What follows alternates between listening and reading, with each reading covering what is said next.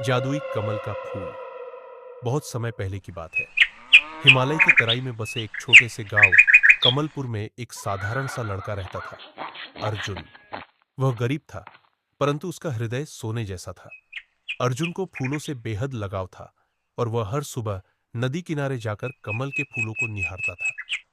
एक दिन जब वह रोज की तरह नदी किनारे गया, तो उसने देखा कि एक चमकदार सुनहरे रंग का कमल का फूल पानी में खिला हुआ है।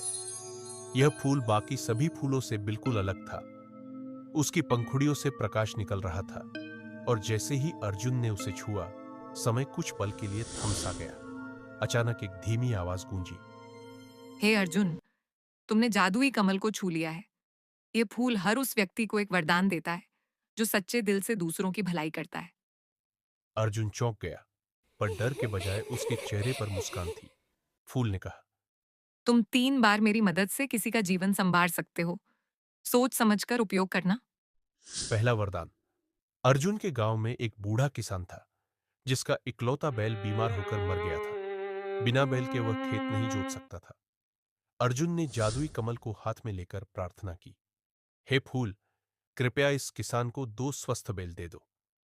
पल भर में किसान के दरवाजे पर 2 मजबूत बैल खड़े थे। बूढ़े किसान की आंखों में आंसू थे, पर ये खुशी के आंसू थे। दूसरा वरदान। गांव की एक बच्ची राधा जन्म से बोल नहीं सकती थी। अर्जुन ने दूसरी बार कमल से प्रार्थना की, राधा को उसकी आवाज लौटा दो।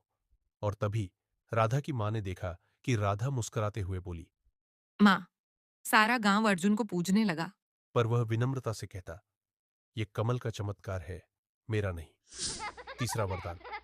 एक दिन गांव पर बाढ़ का खतरा मंडराया। आसमान में काले बादल छा गए और नदी उफान पर थी। गांव के लोग डर गए थे। अर्जुन जानता था कि यह उसका आखिरी मौका है। उसने आकाश की ओर देखा, कमल को अपने सीने से लगाया और बोला, हे कमल, इस गांव को बचा लो। एक तेज रोशनी फैली और नदी का पानी एकदम से रुक गया, जैसे कोई अदृश्य दीवार उसे रोक रही हो। गांव बच गया, लेकिन कमल की चमक अब फीकी पड़ गई। उसकी पंखुड़ियां एक एक कर झरने लगी। आखिरी पंखुड़ी झरने से पहले उसने अर्जुन से कहा, तुमने मेरा सही उपयोग किया।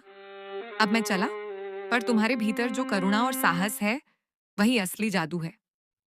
अर्जुन ने उस मुरझाए फूल को नदी में प्रवाहित किया। गांव वाले उसे अब कमल वीर के नाम से जानते थे। सीख। सच्चा जादू बाहर नहीं, हमारे भीतर होता है। अगर हम दूसरों के लिए निस्वार्थ भाव से कुछ करें, तो हर दिल जादुई कमल बन सकता है।